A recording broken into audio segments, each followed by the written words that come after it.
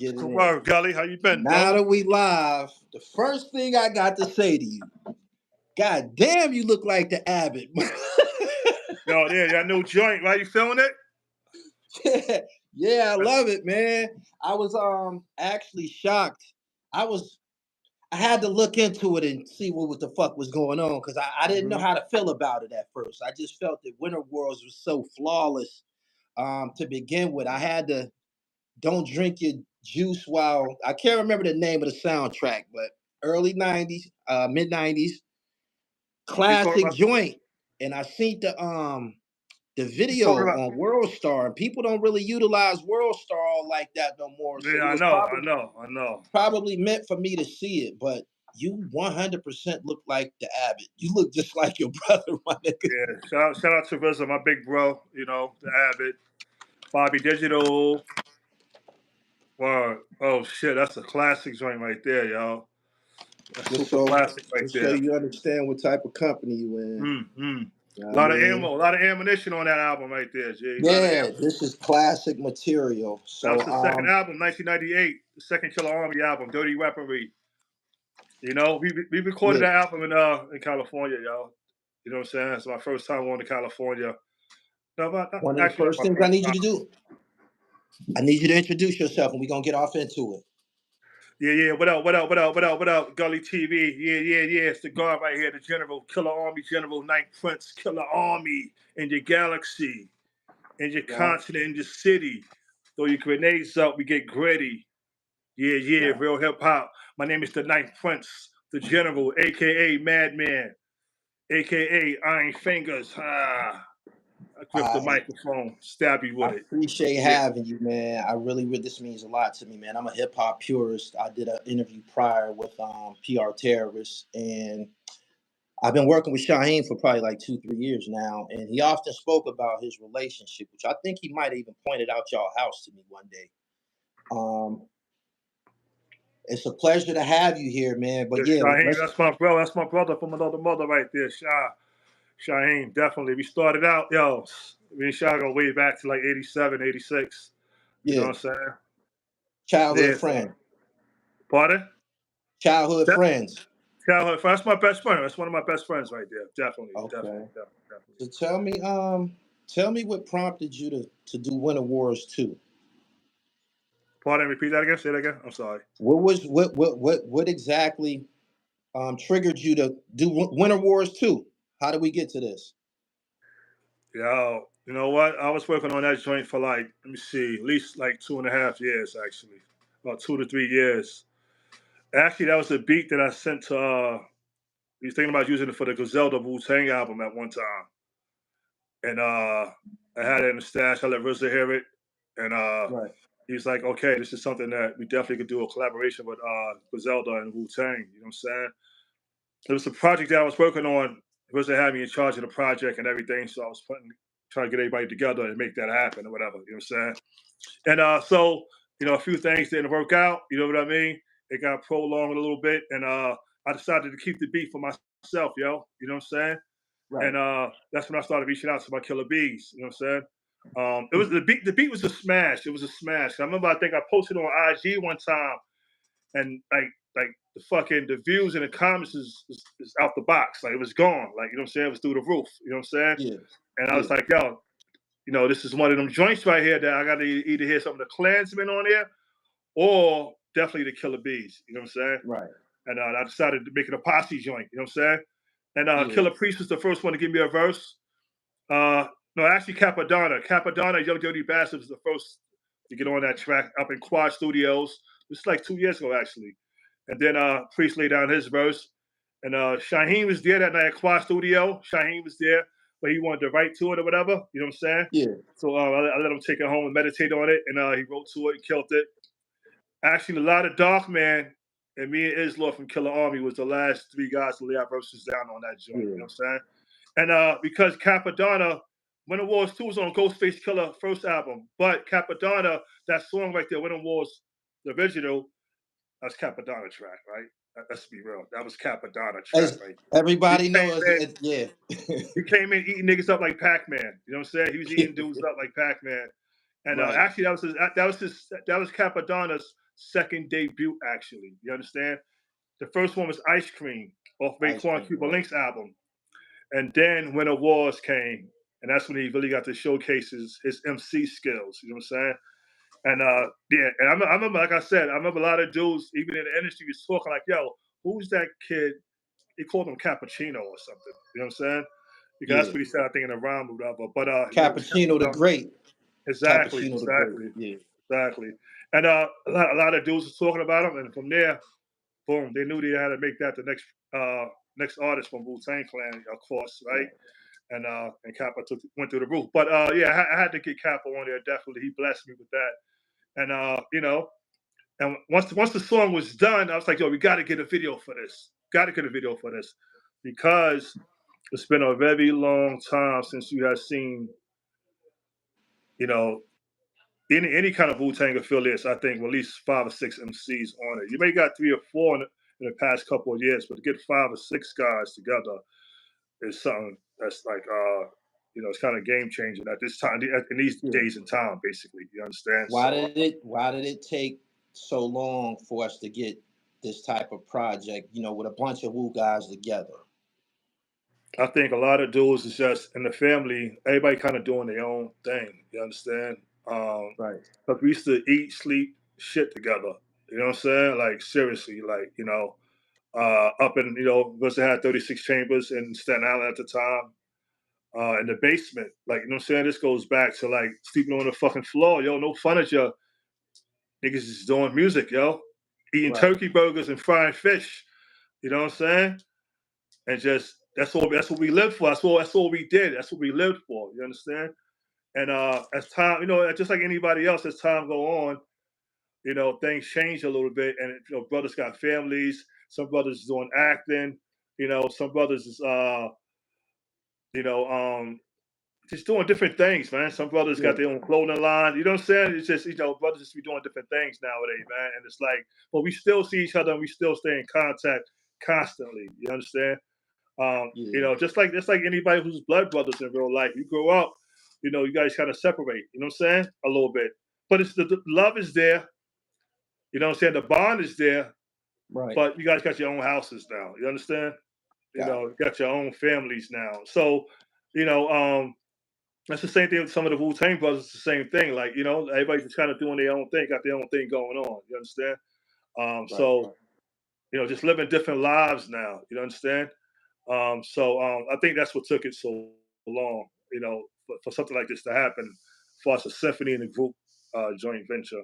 I mean, a joint collaboration. You understand? So, Right. Right. yeah, but Right. they call me to put together guy. I can put shit together though. You know what I'm saying? I was You gonna know, ask you that. Is that your original skill set, production, or you was always an MC as well? I just started producing like 3 years ago, maybe. Real talk. Only by choice. You understand? Okay. I'm the type of dude I do shit when I'm ready to do it. You understand? Like I do it when I'm ready to do it. I don't do it because everybody else is doing it. You know what I'm saying? Right. That's how I like to move. Same thing with acting. Niggas like, yo, what's up? You ain't gonna start acting soon? Your brother RZA, he's doing all this acting. He's directing. What's up? You gonna get into the Hollywood shit? I said, you know what? I am, but when I'm ready, though. When I'm ready, No doubt. I'm jumping into it. You No understand? So I like to doubt. do things when I'm ready. Tell me, tell me a little bit more about this Griselda Wu-Tang project. Was that something that was under wraps? Like, well, how did that come? How was that?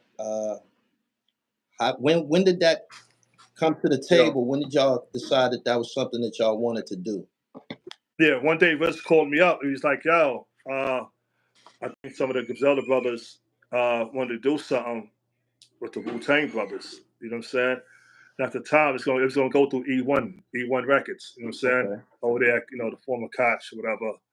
And he was like, yo, I want you to be the guy who, to go set up all the sessions, bring everybody together. And, I'm going to send you a batch of beats. And, you grab some beats that you started producing and stuff like that. And let's just put the project together. You understand? So Got it. I mean, we had like, it was like 4 songs deep. We probably only do like 8 songs, only like 8 songs only. You know what I'm saying? We got like 4 songs done.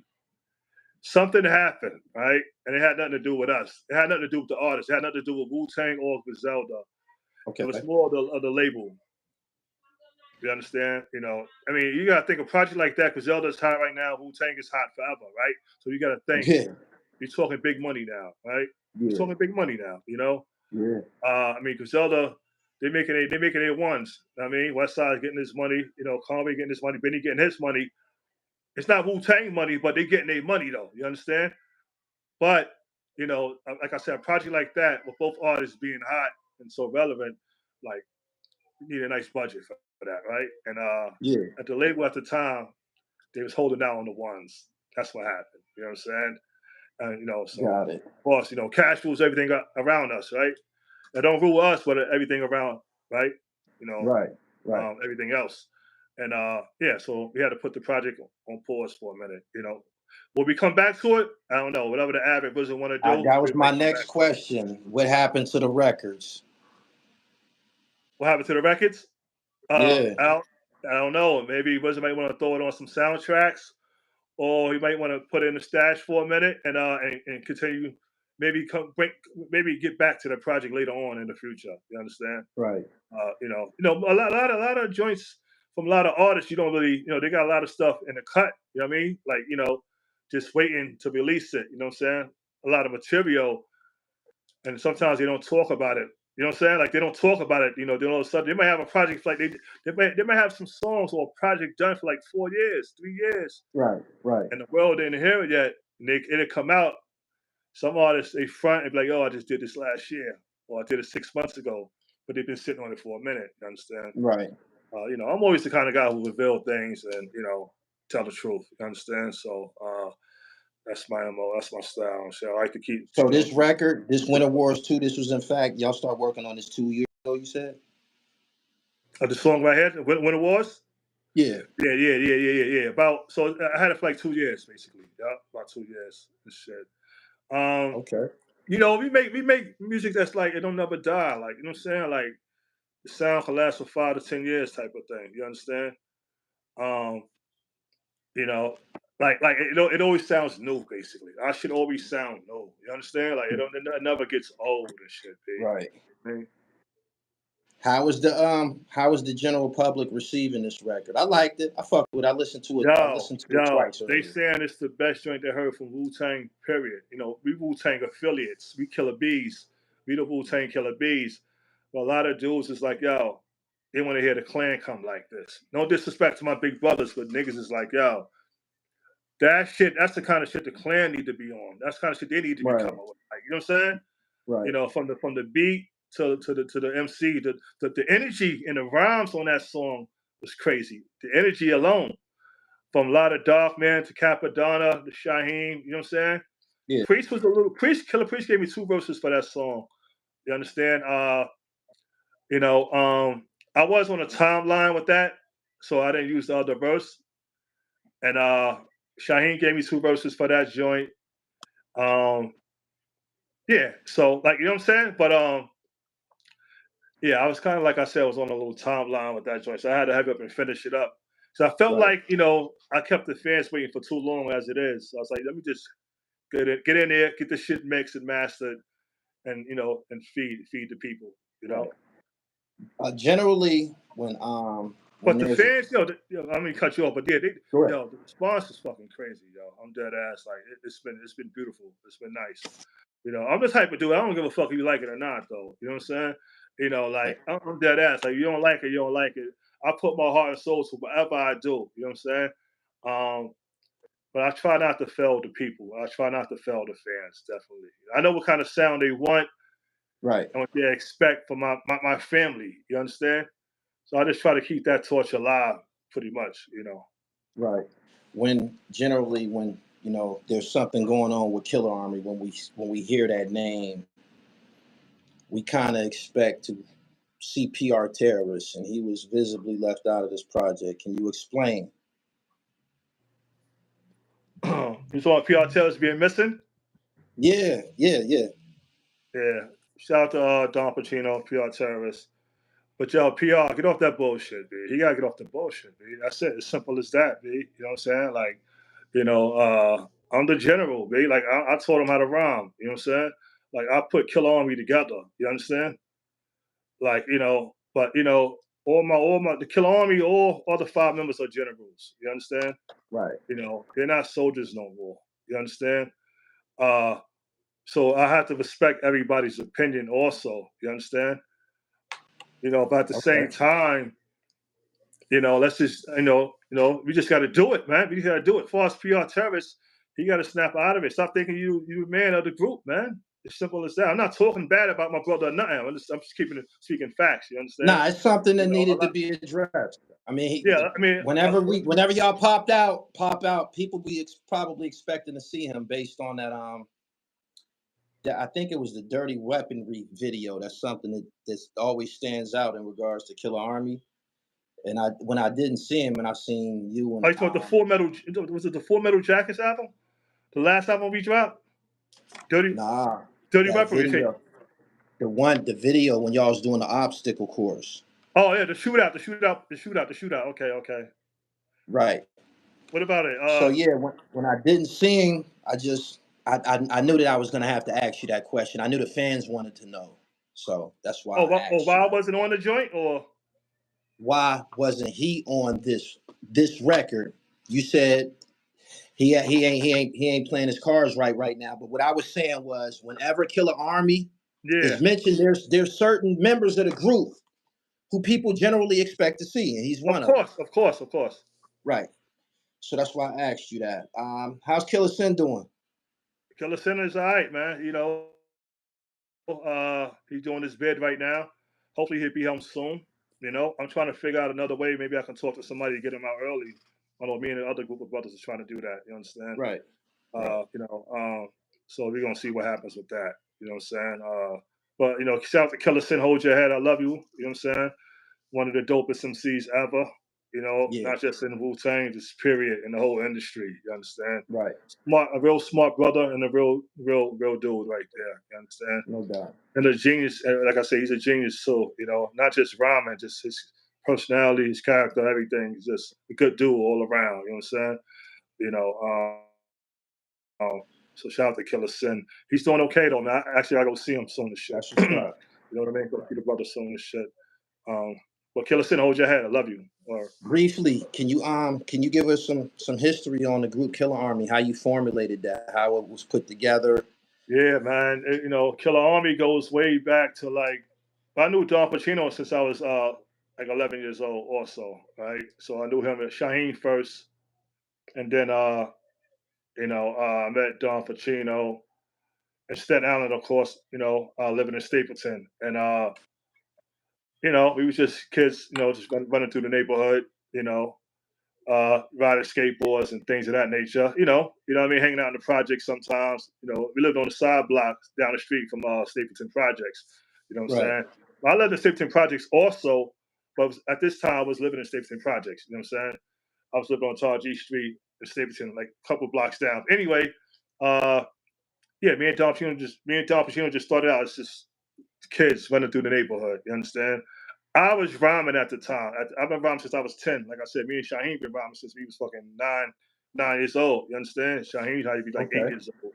You know what I mean? We was rhyming, like I said, since 87, 86.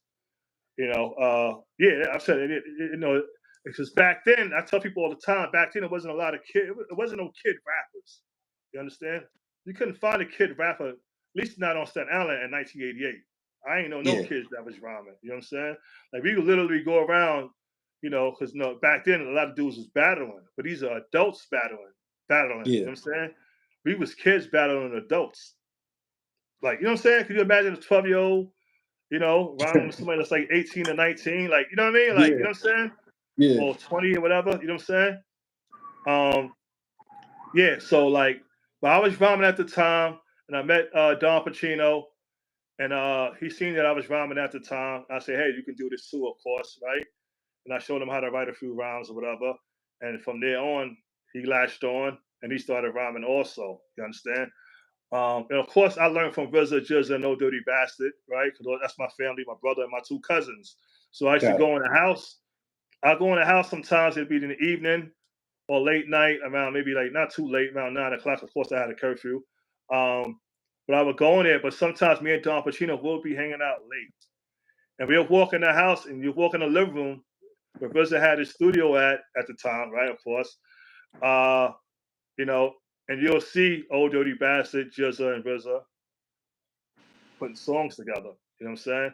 And like I said, sometimes Don Pacino will be with me. Now at this time, like I said, we about 12. I'm about 12. He about maybe 10. You know what I'm saying? And we just sit there while they drinking, smoking blunts. You know what I mean? And we just just watch them do their thing, and then we'll leave back outside again and start writing our shit again. Like, you know what I'm saying? So that was our inspiration, definitely.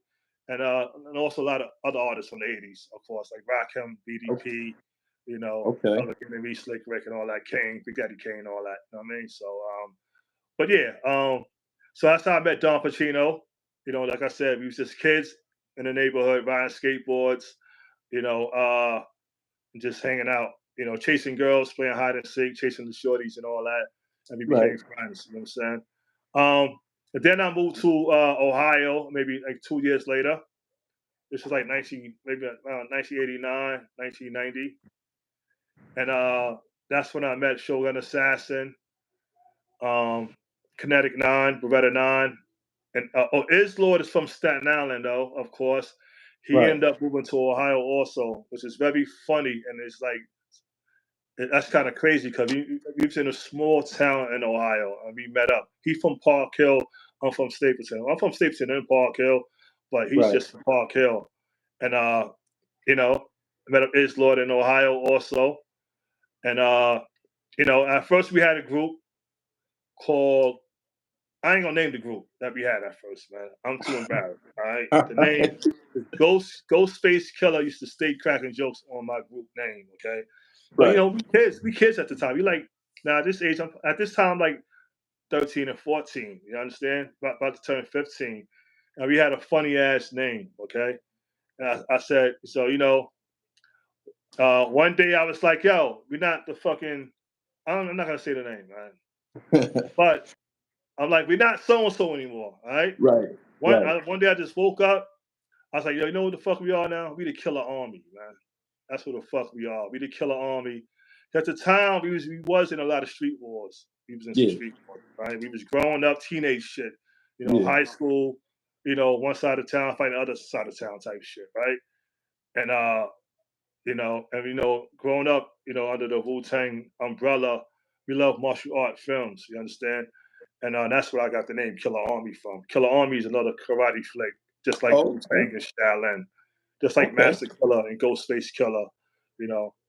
Just like how Rick Ross got his name from the real Rick Ross, or Scarface, got his name from Scarface. I got my name from a karate movie, of course, Killer Army, and also Night Princess comes from a karate movie too, called Shaolin Prince. Okay. Those are some, of course, we was heavy on the martial art movies, right? So, shout out to Big Daddy Kane too, because one day I was chilling with him and he was talking about some dope ass martial art flicks and shit. You know what I'm saying? Like, he's into the kind of shit we into, right? Not just Bruce Lee and all that. You know what I'm saying? Like classic Shaw Brothers joints, like Master Killer, the Mystery of Chess Boxing. There's so many. 5 Deadly Venoms. You know what I'm saying? Mask Avengers. There's so many, right? Damn. So all of that shit was karate inspired? Yeah, exactly. All that shit derived from martial art movies. All them names and all that, that we carry. And of course you always hear RZA talking about the brotherhood of the martial arts. As far as the family, how they kept their family together and they fought and died for one another. You know what I'm saying? We try to keep them same traditions within the Wu-Tang family and Killer Army family. Okay, just from what you just said to me, I have to ask you this: was some of the members of Killer Army actually from Ohio? Oh, Supreme. Was some of the members of Killer Army? Oh yeah. So Shogun Assassin. Look, it's Shogun Assassins from Killer Army, Beretta 9, aka Kinetic 9, and yeah, that's it. Yeah, we had y'all met them. We had a dude named Harford that was down with us also. Okay. And he was no longer with us after we recorded the first album. Yeah. So it's 6 of us. Oh yeah, and Fourth Disciple is from Ohio also. Fourth Okay. Disciple, the producer, he's from Ohio. So it's 3. So you got Killer Sin, Ninth Prince, and Islor is from Staten Island, and then the other 3 members: Kinetic 9, Shogun Assassin, and Fourth Disciple from Ohio. Yeah. Dope. Was you coming from New York? Was you surprised that it was niggas out there in Ohio that was nice that could keep up and shit So they like was that? so once again, Kinetic 9, Beretta 9 from Killer Army wasn't rhyming. Shogun Assassin wasn't rhyming either. Neither. All right. I taught them how to rhyme. Okay. All right. So and neither was Islor. He wasn't rhyming either. I mean, I pretty much I taught Islor a little bit. But he was around RZA and Ghostface Killer also, and Raekwon, right? So I would bring him around my family. You understand? So he started picking up little lessons from them also, right? So yeah. But yeah, so majority of the artists from Killer Army, yeah, I pretty much put them on and taught them how to rhyme basically, and gave them their names, gave everybody their name, except for Killer Sin. Killer Sin is the only one, all right. Killer Sin was dope when I met him. Like he was already super dope. Okay. Yeah. Like he was a beast. He was a beast. Like already. Like he was a beast throughout Park Hill, Staten Island, period. But I do remember a time when Killer Sin wasn't nice. I do remember a time, right? So, but it only took him about a year to become one of the best MCs ever. Took him about 1 year only. You understand? So, but yeah. So 3 members from Ohio and 3 members is from Staten Island, New York, Dope. right? Dope. So I love when the army wasn't hear easy. something. It wasn't easy. Like the whole mission was not easy. It wasn't easy at all. You understand? It was a lot of blood, sweat, and tears. You know what I'm saying? Like a lot of shit we went through. You know what I'm saying? To keep the shit together. And the process of recording the first album was just crazy. You understand? Yeah. Like the album came out in 1997, but we had songs recorded that's on the album for end of 1993 and 94. Like It Seems It Never Fails. A few joints, Shelter. That's all from beginning of 1994. You understand? And Yeah. the album didn't come out to 1997 though. You understand? But like I said, we make music that's timeless. You understand? So it could come out 10 years from now and sound brand new, pretty much. Right.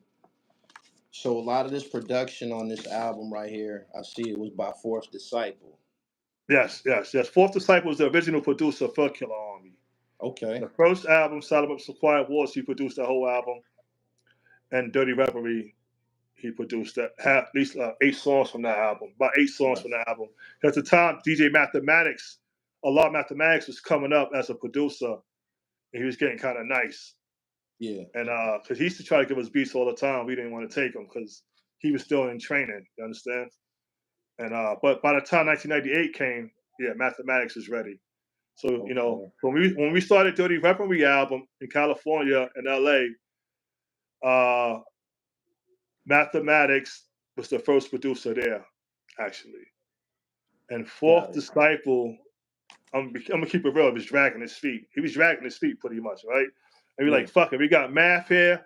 We got Inspector Deck here because at the time Inspector Deck was nice on the beats also, and also we had RZA too. So like, if Fourth wouldn't have showed up, we would have been good regardless. You understand? Right. But of course,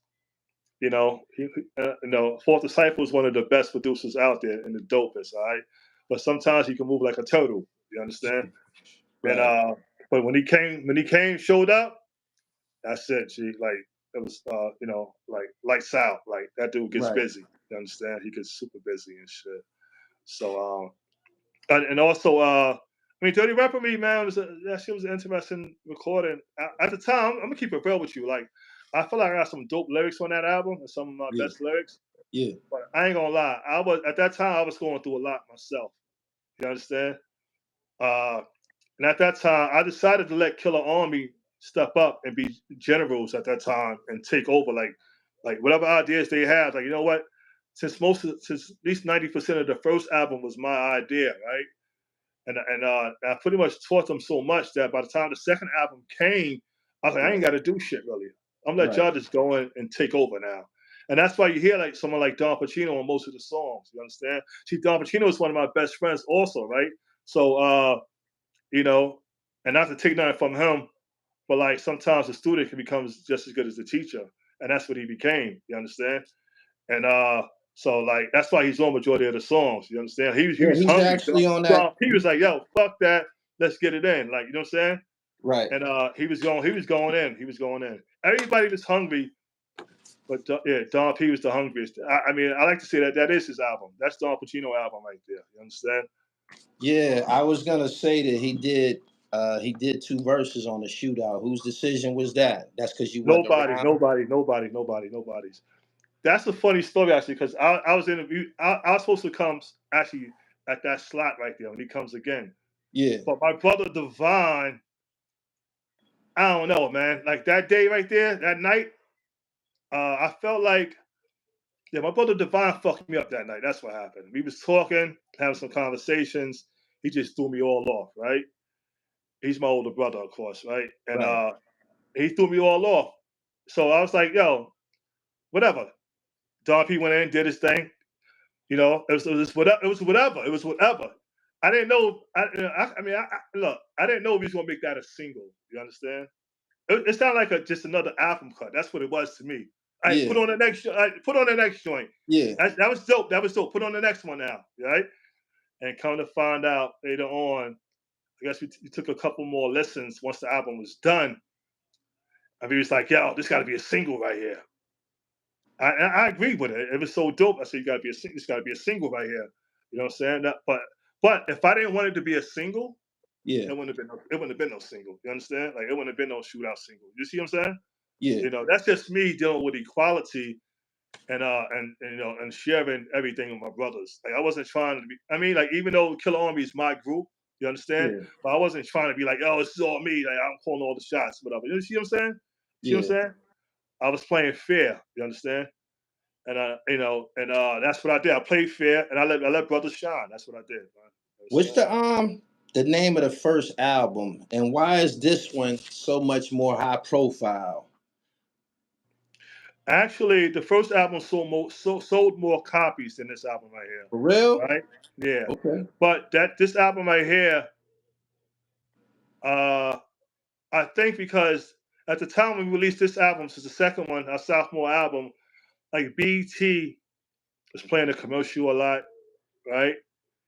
And I think because everybody stepped it up lyrically, even Fourth Disciple stepped it up with production on this album right here, right? And that's why it was received so well, because it wasn't nobody whack on this album right here. Yeah. But the first album wasn't nobody whack neither. You still got critics though, right? Let's just be real, right? You know, and on the first album, like some dudes, everybody killed it, but some dudes still was not really ready.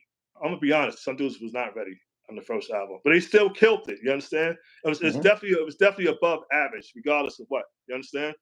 Like niggas couldn't fuck with us even on the first album. And a lot of fans say the first album is our best album. You understand? Yeah. But there wasn't no videos for the first album though, huh? Oh, we had like 5 videos for that one.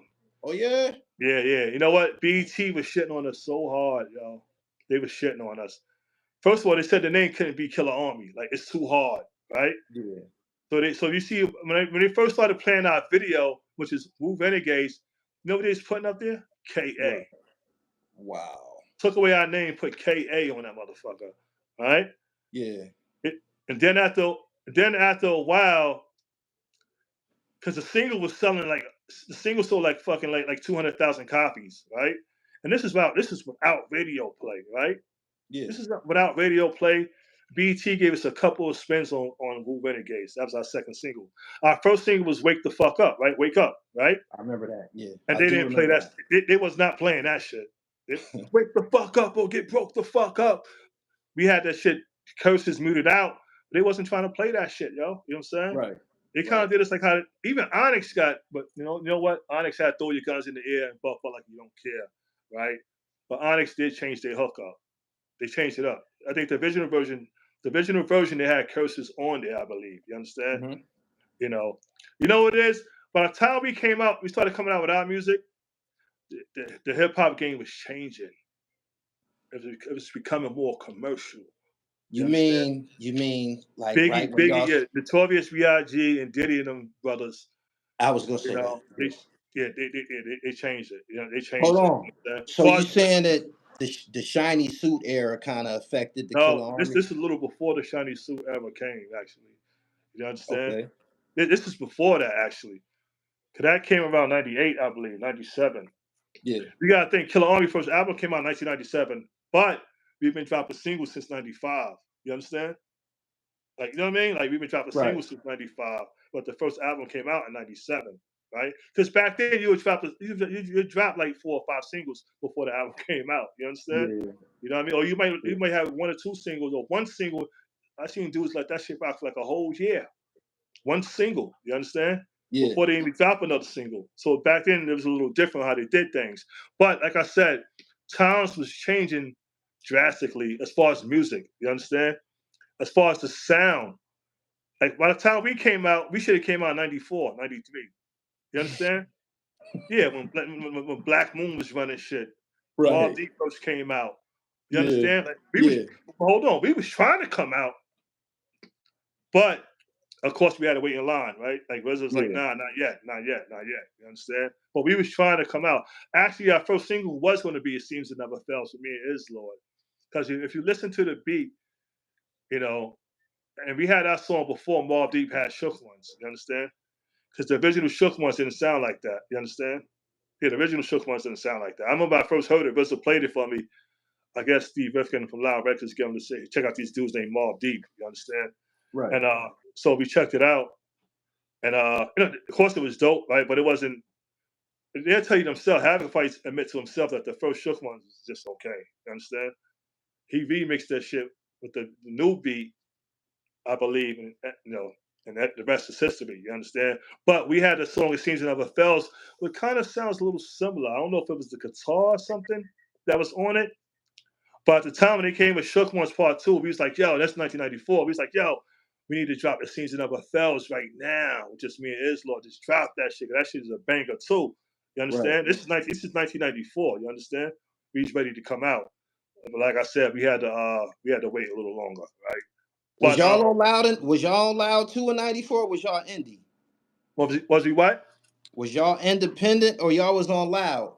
We was on Priority Records. We was on Wu-Tang Records, distributed by Priority Records. Priority Records is a major label, right? They had Master P, they had Ice Cube, they did a lot of Death Row shit, of course, right?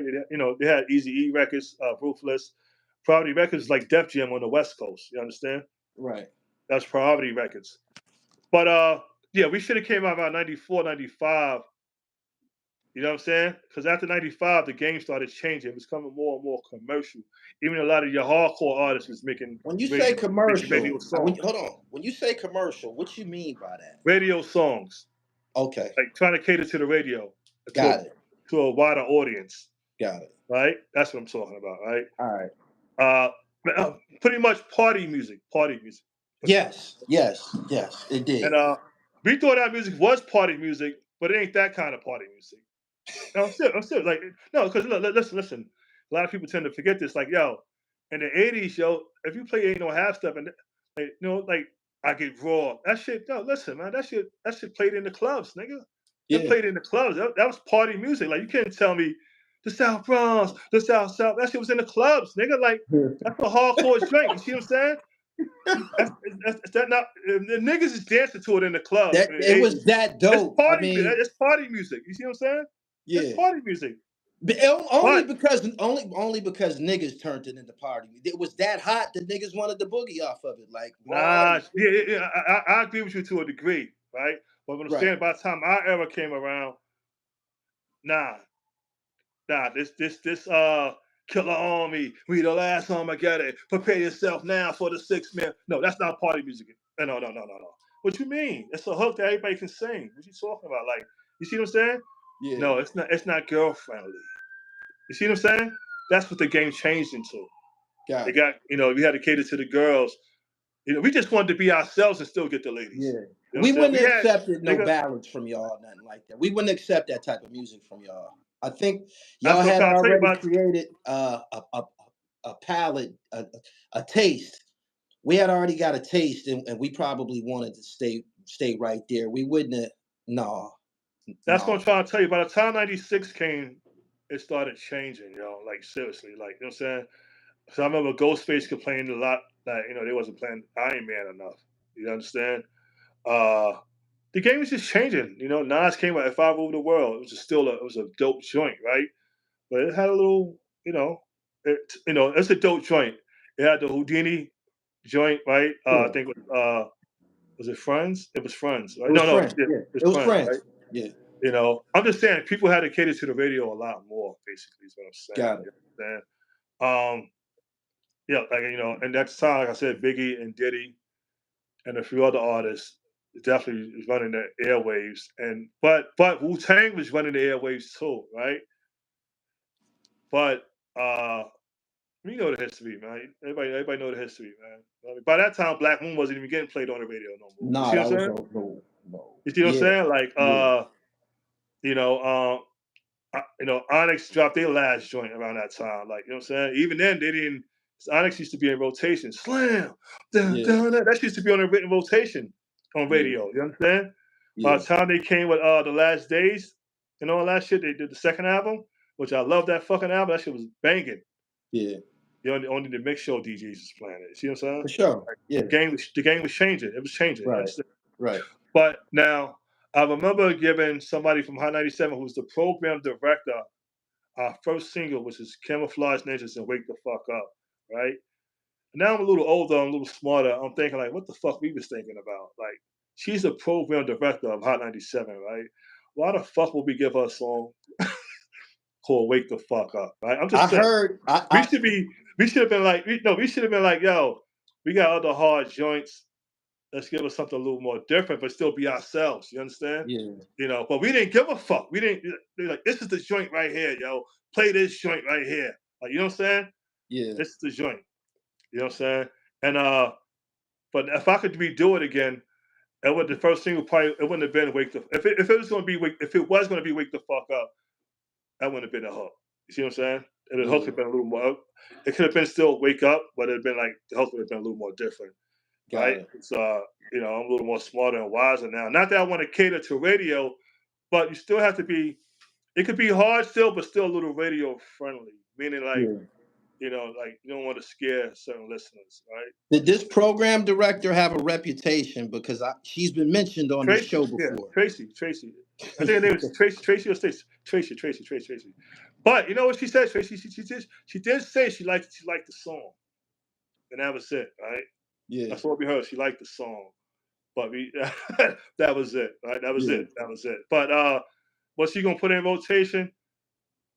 I don't nah. Like I said, the game was changing. But Angie Martinez used to play it a lot, actually. She used to play it a lot. Right. You know what I mean? In the background, or like whenever slot time she had to play it, she would play it. And of course, Funkmaster Flex, we had to run up on that brother a few times. I love Flex, shout out to Funkmaster Flex. But we definitely had to scream at him a few times, like, yo, like, what's the fuck is up, nigga? Play this record. Like, this shit is fire, nigga. Play it. The fuck is you doing? Like, you know what I mean? You know, of course, right? You know, back then, we used those type of artists would run up on whoever's not playing our record, right? I'm just saying, Yeah. you know, and bark on them, whatever. You know, not saying that these people are suckers or, you know, whatever, but it doesn't matter if you was a sucker or not, we will run up on you basically, right? Like, play this Yeah. fucking record because it's fire. What's the problem? You understand? Because we're hearing all the bullshit that you're playing, right? And some of the so-called hardcore records play our shit too. You know what I'm saying? Like, play it, nigga. This shit is fire. And you know, we come from motherfucking Shaolin, and you know, we ain't nothing to fuck with either. I'm just saying. So play this record, right? You know. Yeah.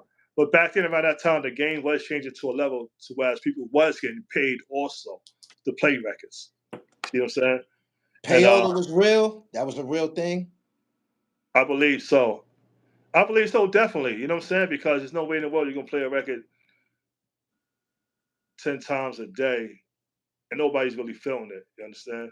Yeah. Like, so look, that's how we made the kind of music you hear just one time and be like, yo, who the fuck was that? Play it again.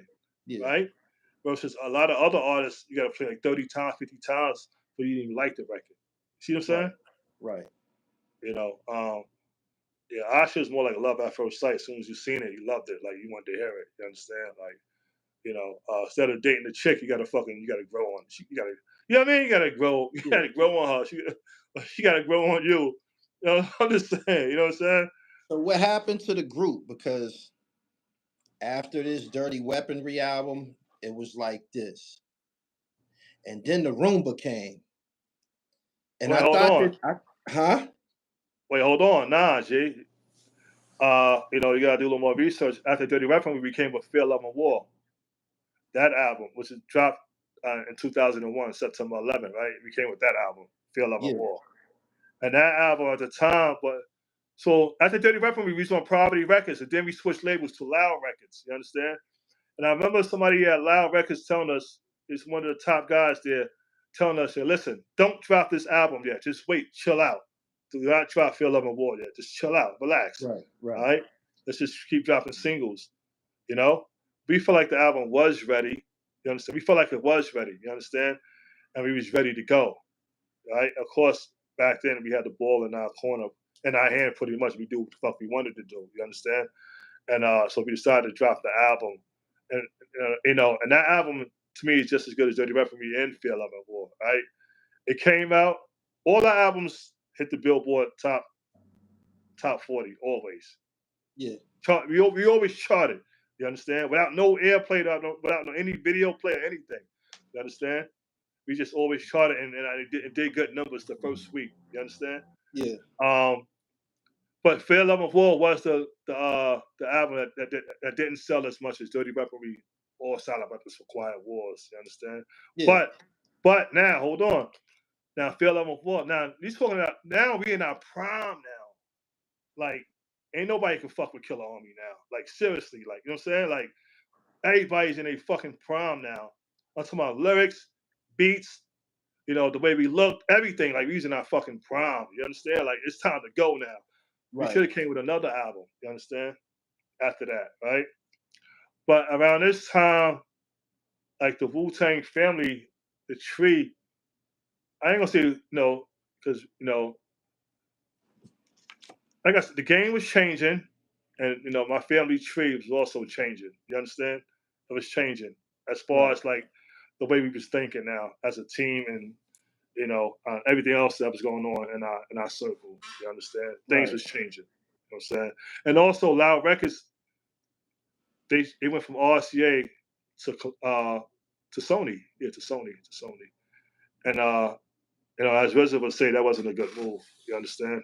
Yeah, that wasn't a good move. But Steve Francis is the man. He's a smart dude. He made a decision, and we just so happened to be at Loud Records when they making that transition. And when they, you know what I mean? When they going to from RCA to Sony. You understand? You know. Was there any music videos from the Fear, Love, and War album? Yeah, it's a song called "Feel It," Called which is what? our best. A song called "Feel It," and it's Feel It. actually one of our best songs that the fans like. It's called "Feel It." It's a video for it. Check it out. Shit is fire, yo. Wow, shit And is what dope. year did this come out? And also, this is What year our did the best. video? Hold on, G. What year did the video come out? 2001. 2001, I believe. Okay. Yeah. Now you Yeah. said that And music yo, has listen, started to listen, yo, change. You said music has started to change, right? it's changed. It was changed by then. Definitely. Now you had Jay-Z, you know what I'm saying? You had Rockefeller, you know, DMX and them, they always kept it, you know, Gully, grimy. Jay-Z's one of the dopest rappers ever, but he did a lot of course, he's riding that commercial wave. I'm saying he made a lot of club shit. A lot of his shit is club shit, right? So and him being from New York, you know, yeah, he, you know, Jay was running the airways too, you know, and he had, I mean, I felt like he had a lot of commercial shit, With the radio, exception of the which is Annie smart, joint. which is smart too, though, all right. So, With the exception of the Annie joint. Hold on, I got to clarify this. With the exception of Hard Knock Life, the rest of them joints was gutter. Like niggas just happen to dance to them and shit like that. Like they happen yeah, to bang out in the clubs and shit. yeah. No. Listen, man. No, listen. I mean, you know what it is? I'm just a fucking hardcore hip hop nigga. That's what it is, right? So, and I love Jay. Like I said, I love Jay. He got some Yeah. hard joints too. Hard Not Life album I like. I like the Blueprint was his best album to me, personally. All right. Okay. Just because of the lyrics and the beats, everything. Like you can let that whole album play, okay? To me, as far as, you know, and I'm pretty good at judging shit when it comes to hip hop. Yeah. You can let that whole album play, right? Hard Knock Life is a dope album too. I like that album too. You know, like I said, I love Jay. Jay's dope. He's dope, and not only Jay's dope. Jay come from he cut from that era too. You know what I'm saying? From the '80s, nigga. Like, you know what I'm saying? Like, fuck, he know what time it is. Like, you know what I'm saying? Nigga been doing it. Yeah, you know what I mean? That's why he deserved to be where he at, because, you know, took him a long time, but yeah, Jay, yeah, yeah. Jay been through a lot, man, as far as in the industry shit go. You know what I'm saying? He been through a lot. So that's why he at where he at. He deserved it. You understand? Yeah. You know, yeah, that's that. You know what I'm saying? That's that. That's Jay and shit. Kind of like a hybrid and shit. Huh? His music was kind of like a hybrid, man. Like, Yeah, you got to think, man. If you go back and look, Gully, you'll see. If you go back and do your research, you'll see how things was changing in the game. Definitely. yeah. Hip hop was damn near becoming #1 genre of music at this time. You understand? And you know, the South started moving in slowly, right? Yeah, Little John on niggas started coming in, right? Yin Yang Twins, you know, Yeah, all the bullshit. you know, and the industry was trying to, not the industry, but our hometown. I'm gonna say the industry too was trying to shit on Wu-Tang a little bit. You understand? Why you say that? You are hold on. As Are far as you it hold wasn't on, getting no more play on video. hold on. You talking about the thing with Funk Master Flex?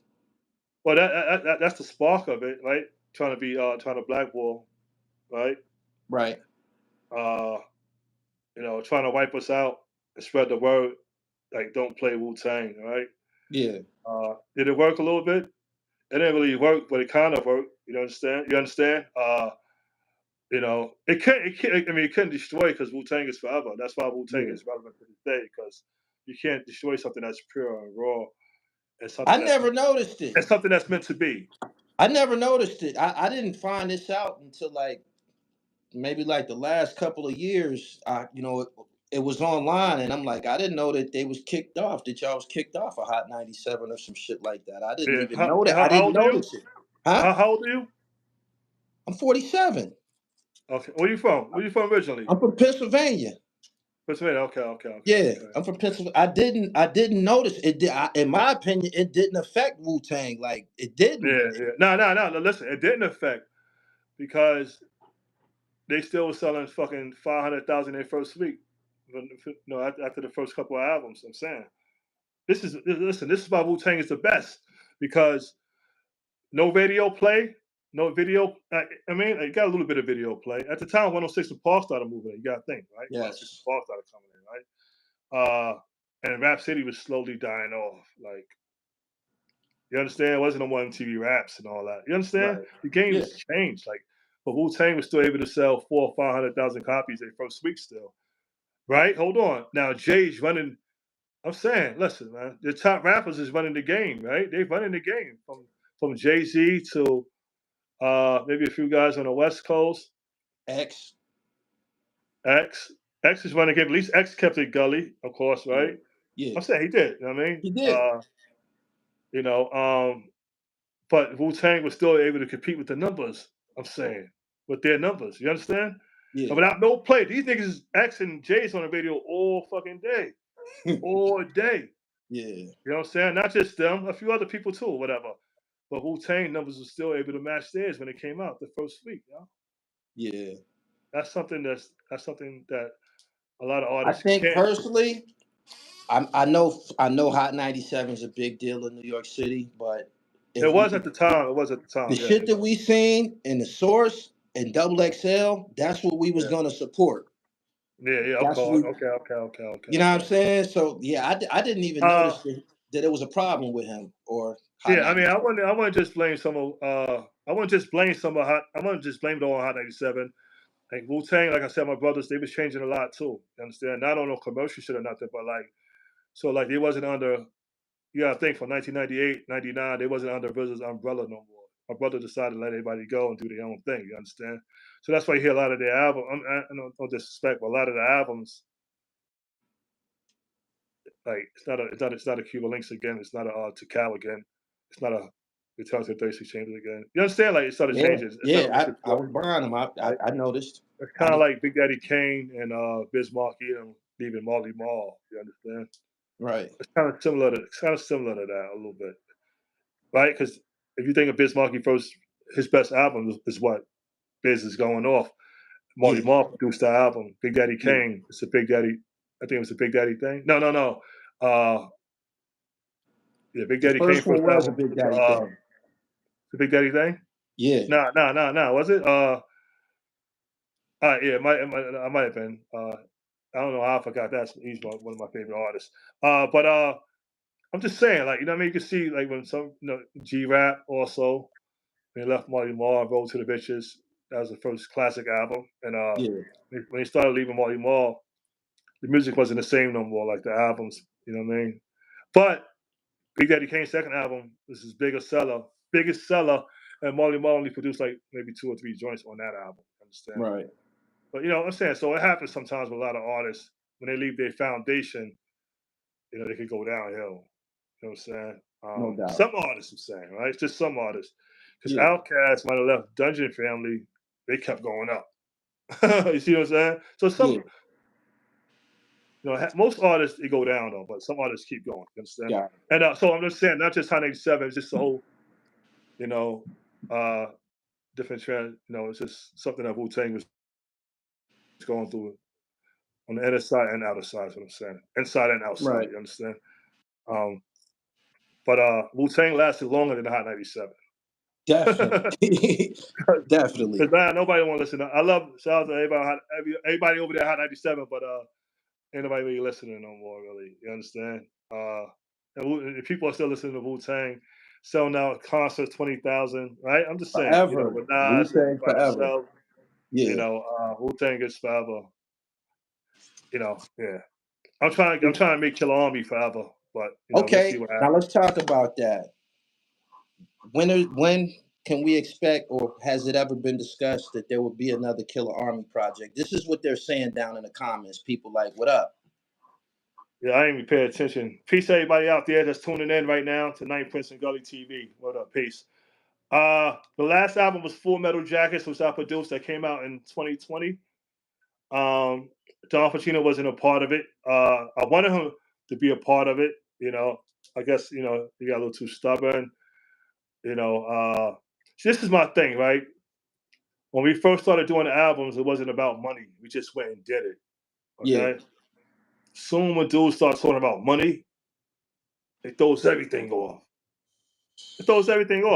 Now, hold on.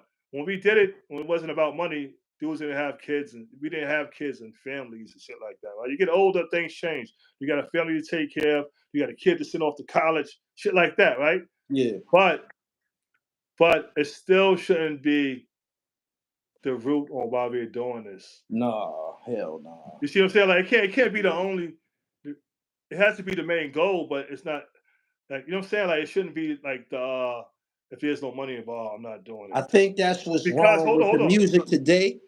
I think that's what's wrong with the music today. People go in the studio and say, we're going to make this and they're going to love this. And they make it for the fans trying to chase money as opposed to making something that they consider dope. Exactly. You get what I'm saying? Exactly. Yeah. I think that's a problem when the objective is money, because it might make your motives a little different.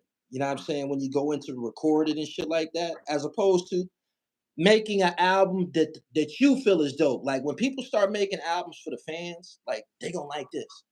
I think that's where you go down. I know that's when you go downhill. That's bad. I told somebody that when I drop shit that I think is dope, and hopefully y'all will like it and shit.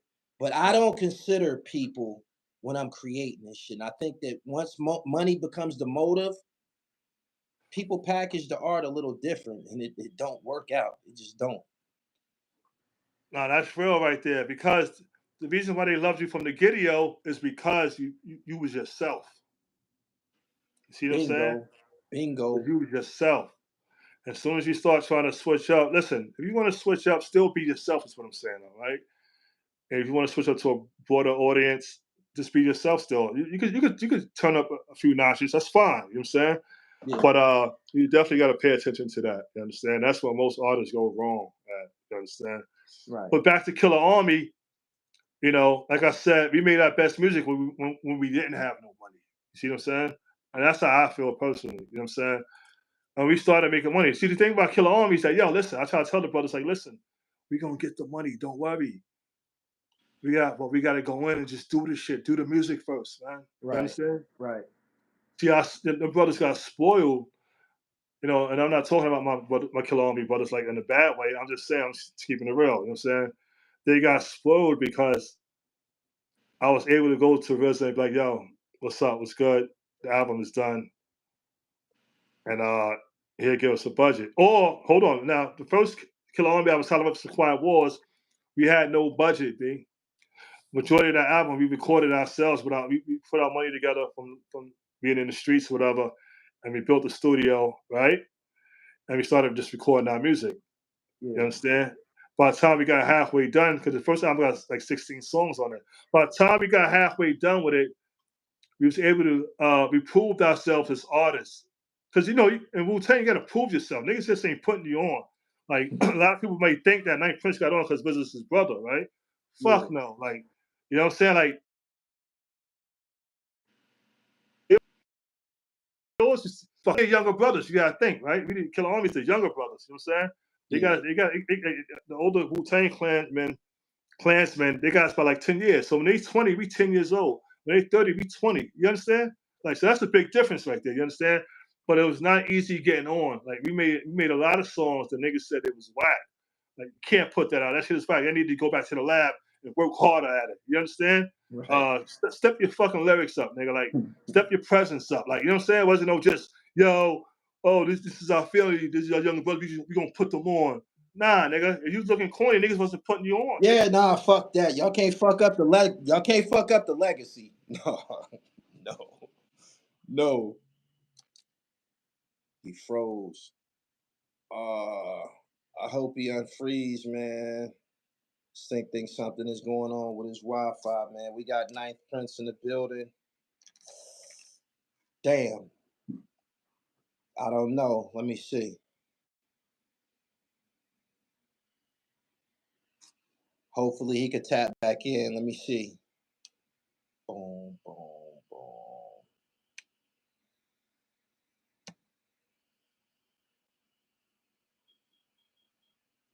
Give me 1 second. Let me see if I can tap him back in, y'all. We was cooking. I just sent him another link. Shout out to everybody that's tuning in. We got Ninth Prince from the Killer Army. They got a new video out. Winter Wars 2 was pretty dope. Shyheim the Rugged Child. Capadonna is on it. Killer Priest. Dope record. Make sure y'all go check it out. It's over there on World Star Hip Hop, which was actually surprising to me. I didn't expect that. Shout out to the Herb Spot, my sponsor. Make sure y'all go check them out. You know what I'm saying? They got all the supplements. Their website is theherbspot.com. Make sure you go over there and support them, man. Get your dribble right and shit. Hopefully he'll tap back in. If not, he gave me well over an hour. I want everybody that's in here to go and support that. Go support that new project, man. Hopefully at some point, I was trying to relay this to him before we got disconnected. Y'all gotta try to iron out the politics, man, because when we get the meal, we want the whole meal. And Don Pacino was a part of the meal. That's just what it is. Like, I feel the Killer Army is at their best when everybody is there.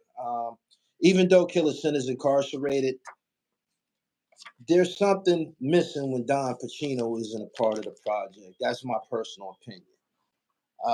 My favorite song from them was, of course, The Shootout.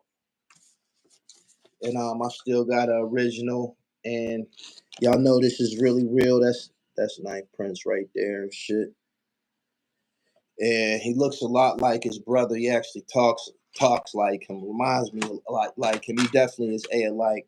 I appreciate everybody for tuning in. I'm gonna wait for him to contact me.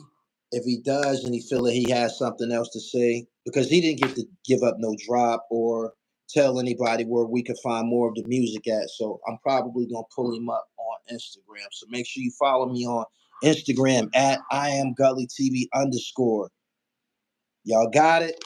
Shout out to the herbspot.com. Make sure y'all go to the website and get knitted. You know what I'm saying? This is some Killer Army flavor right here. Make sure y'all go to the website and get right. TheRealDribble.com. I appreciate everybody for tuning in. That's all I have right now. Knife Prince, I appreciate you. Shyheim, keep up the good work. Shout out to the whole Wu, man. We love y'all to death. Hope y'all get y'all dribble right, man, because we still checking for y'all, man. We love the music. We love the aura, but everybody has to be on the same page. Like, there was an issue a couple of years ago between Chuck D and Flavor Flav. And Chuck needs to know we're not gonna accept you without Flavor Flav. Uh-oh, he's back.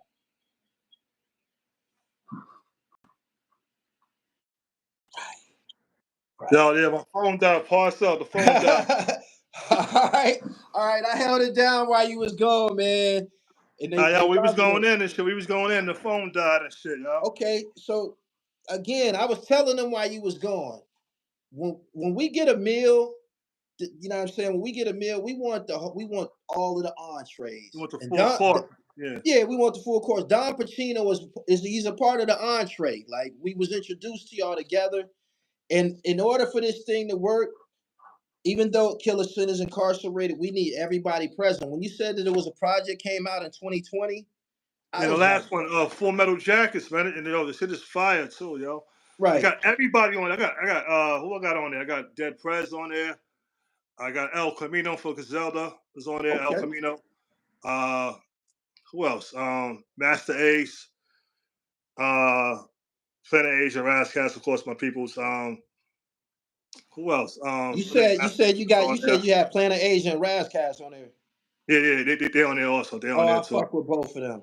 Yeah, those are my dudes, like that's family right there. Yeah, shout out to Asian Rap. There's a bunch of people on that album right there, yo. A bunch of people on that album. So what did you do as far as marketing and promo, man? Because I missed it, and I be checking for Wu-Tang projects. I do. It was on a lot of blogs and websites. College radio played it a few times and shit. You know what I'm saying? Right. You know, I do my shit independent a lot. Granddaddy Flow Entertainment. You know what I'm saying? I got to deal with Sony and Orchard and shit records, whatever.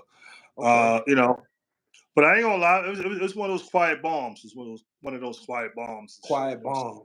Okay. Yeah, okay. But the shit did you do Did you do any videos for it? Did I do a video? I did one video called "Musical Terrorist," and I didn't release it though. Shit. Oh, I got it in archive. That was probably the problem right there, man. We need some visuals in this day. You need some visuals. Definitely some visuals. I did do vinyl and CDs for. I did do that for this shit, and it sold out actually. Yeah, you know, Killer Army, we got our own fan base, man. So that little 30,000, 40,000 people, man, that shit, it's enough to feed. I'm just saying, you know what I'm saying? Put a few dollars in your pocket and shit. Put a few dollars in your pocket and just keep it quiet, keep it moving, right? And try to get the next one done. You understand? Yeah. You know, is there gonna be another Killer Army album? Definitely. That's why I dropped this single right here. When it was right. For the new Killer Army album. You know what I'm saying? Now, is Don Pacino going to be on there? You got to get your dribble right, my nigga. You got to come get your dribble right, man, because this shit it's not going to be so as fluid, man, if you're not present. So get your shit together, man, because we waiting on you.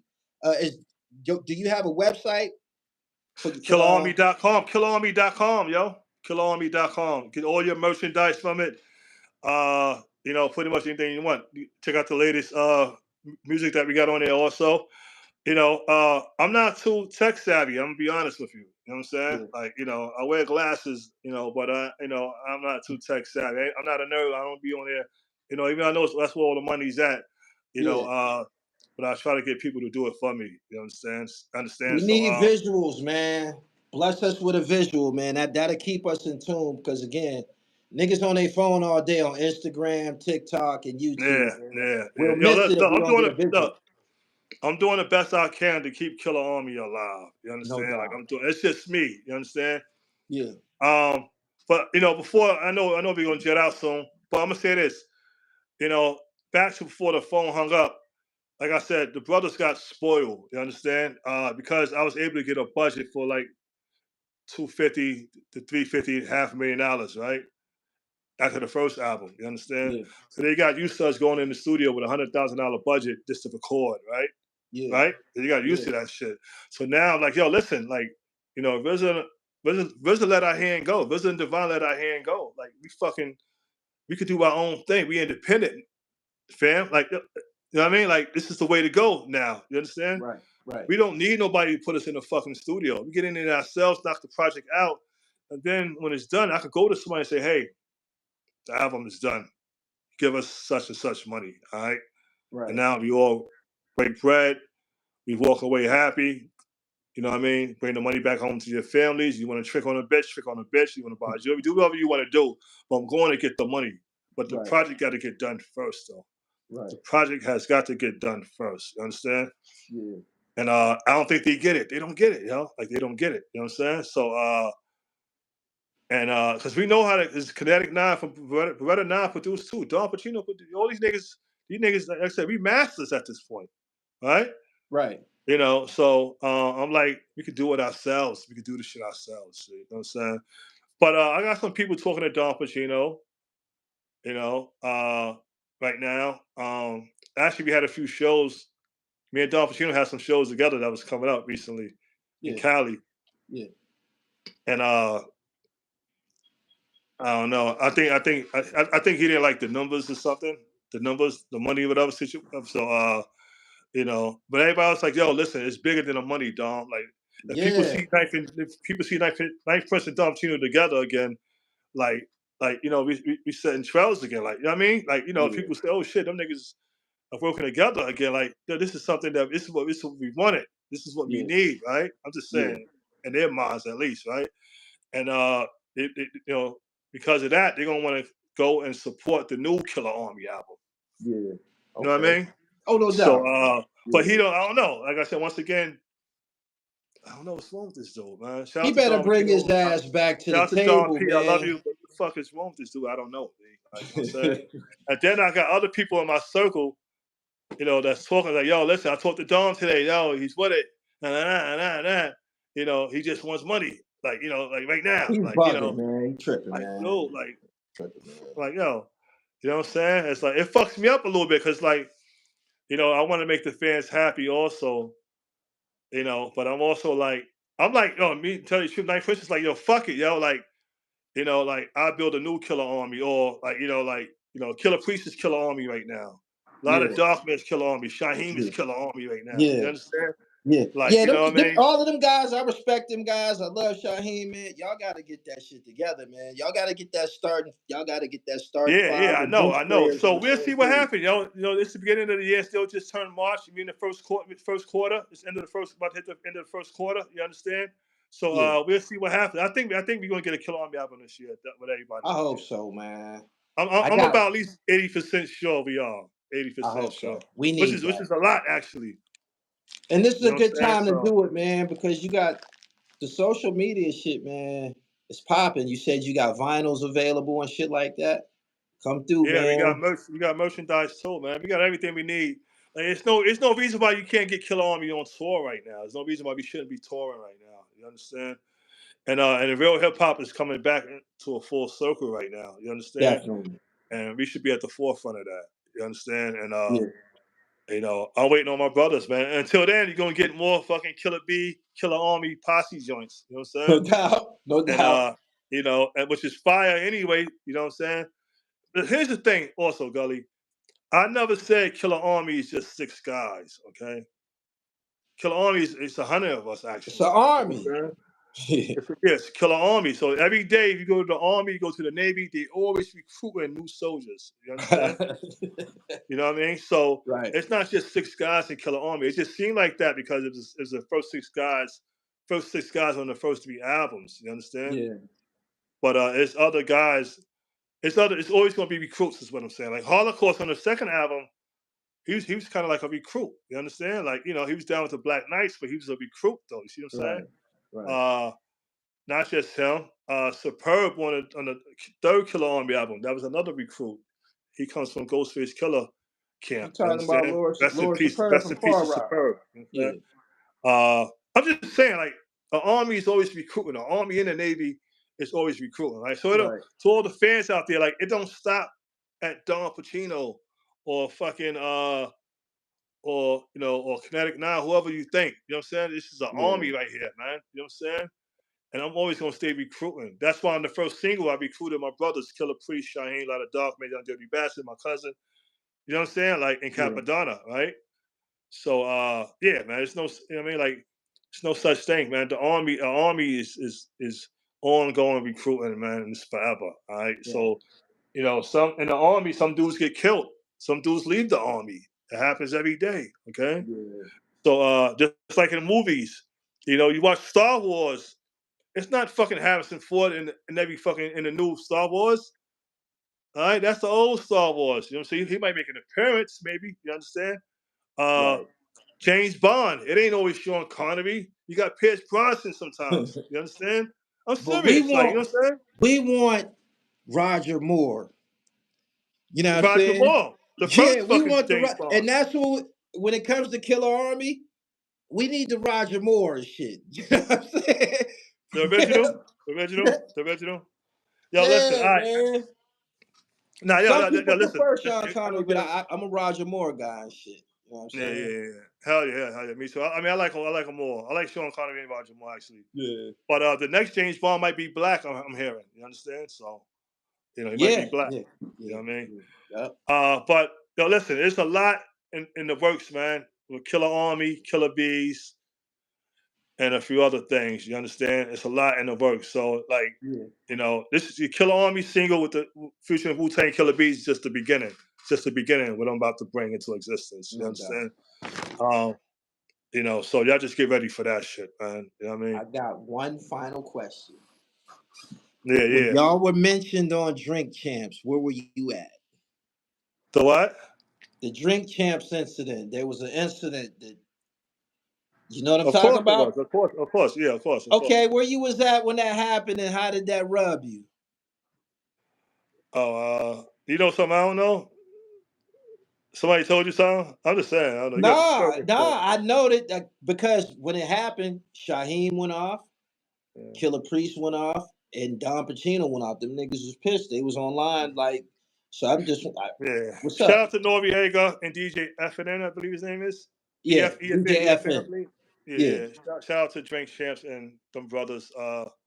Actually, I'm the one that sparked the whole thing. I'm the one that sparked everybody. You understand? I'm the one that I reached out to Shyheim first. I said, yo, you see this clip right here? Like, you know what I mean? Like, because things happen in life. You know what I'm saying? And so I'm the one that put everybody on. Nobody knew nothing about it. I'm the one that put everybody on. All right. Not on instigating shit. More like, yo, stand up for the flag and keep the flag up high and always raise it and keep it up high, right? And no one can disrespect that, no matter who they are or what position they play in the industry or in life, period. Okay?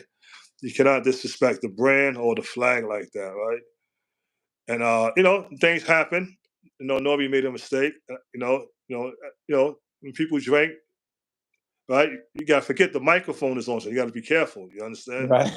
No, but the mic is on. You gotta be careful, right? Just like now, everybody got their phone at the concerts and all that shit. The phones is up, so be careful what you say, or be careful on who you swing on. You understand? Or be careful with what you're stealing, because the camera's on you, bro. You know what I'm saying? Yeah. The same thing with the mic when you're doing stuff like podcasts and stuff like that. So yeah, I'm the one that sparked everybody. I'm the one that put everybody on about what happened, and everybody took it upon themselves to speak up for the flag and the brand. You understand? But it wasn't on real serious beef. It wasn't on real serious drama. Well, it was something that needed to be addressed, though, right? Definitely. And Noriega, was man enough to, apologize, right? That's all I wanted was someone to apologize. Probably, yeah. And because you can't make clowns you can't make kings look like clowns, right? I'm just saying. So Period. let's fix that. You can't make the guards look less than, Less than godly. Yeah. Exactly. So it's something that needed to be addressed, and we addressed it. And that's it. That's it. So I said a little something. I spoke my mind. I don't know if you heard it, but I did speak my mind on it, though. I kind of, yeah. Sometimes I go a little too far with things, also. You know what I'm saying? Yeah. Like, you know what I'm saying? So, yeah. But that's past shit. Like I said, Norby's like family. You know what I'm saying? EFN. Yeah. I talked to him a few times on the phone and shit. I still think they should have had us up there, but whatever, fuck it. I don't even give a fuck. You know what I'm saying? Right. Yeah, because we the truth. You know what I'm saying? And we got a lot of experience in the game, just like any other artists that they bring on that platform. We probably got more, actually. You know what I'm saying? And more things to talk about too. You understand? So I'm just being real. But I think maybe it's not them; it's the forces behind them. It's like, nah, not them dudes. Them dudes, man. It's like, get them dudes up here, man. We gonna fucking, you know what I'm saying? It'd be daytime, Right. a lot of people to turn night. Like, you know what I mean? Fucking, it's like, you know what I'm saying? Like, you're liable to bring out two suns in our solar system. Like, you know what I mean? Because, Right. that's the power of the wisdom, and our energy. You know what I'm saying? So, yeah. You better off leaving us alone. Leave that alone. Leave them No alone. doubt. Tell my viewers where they can find you at on Instagram or social media, and drop the website again, man, because I know you got that dope ass hoodie over there on that website. Yeah, killerarmy.com. Get the new Killer Army hoodies and all that shit. And they got hats. I'm about to fucking create ninja stars, baseball bats, whatever. That's great. Whatever you can use in combat. Knives. That's You know what I'm hard. saying? That's hard. Nah. I'll buy a You know, Killer Army Ninja Star, yo. That's that'd be dope. That'd be fire. fucking dope, man. But yeah. My social media is Real Night Prince. The Killer Army is Real Killer Army. You know what I'm saying? My Twitter is Real Night Prince also. But like I said, all the latest info, killerarmy.com. That's where you need to go. You know what I'm saying? Shout out to all the fans that's been supporting for the past 25 years. We love y'all. Shout out to all my Killer Army brothers. I love y'all. Don Pacino, Kinetic 9, Shogun Assassin, Free Killer Sin. Shout out to Islord. Shout out to Fourth Disciple. Shout out to all the Killer Bees out there also, man. You know what I'm saying? I love y'all brothers, man. And Gully, thank you for having me on your I platform. appreciate you, man. A lot of You people. got to keep me in tune, man, because them last couple of projects, all of that shit that we've discussed here tonight, it was underground work, and that's my expertise. You know what I'm saying? So like you said it yourself. Certain radio didn't pick it up, but college radio did. That's the lane that Yeah, I'm of in. course. Stretch and Barbito, the college radio Hell yeah. circuit. That's Gully TV and shit. So fuck with And me. when we first came in the game, let you go. But when we first came in the game, all we wanted to be was underground. That's all Killer Army wanted to be, was underground. You understand? Because we felt like that's where the core audience of true hip hop fans was at. You understand? It's still that way. It's still that way to this very It's day. still that way, yo. It's even better now. Yeah. I mean, it's less radio now, but it's actually, if not better, it's about a tie. You understand? At least I'm saying, in my opinion. You know what I'm saying? You just got to go for yours nowadays. That's all. You know what I'm saying? Yeah, but there's platforms out there to get yourself heard. And a lot of people will be hitting me up for podcasts and interviews. I do turn a lot of shit down. You know what I'm saying? Yeah. Like I'd be like, Yeah. you know what I'm saying? I'll be on my Rakim shit sometimes. I don't do too many interviews. You know what I'm saying? That's how he was back. That's how he was back in the day. Nah, he did. Yeah, you didn't. Yeah, he So, didn't fuck around at all. you know, So this is rare. This is a rare jewel. Don't nobody got one of these. You know what I'm saying? So you came to the dribble, man, and I appreciate you again. Go ahead and give me a drop, and I'm gonna get up out of here, man. I'm gonna go watch me some basketball and shit.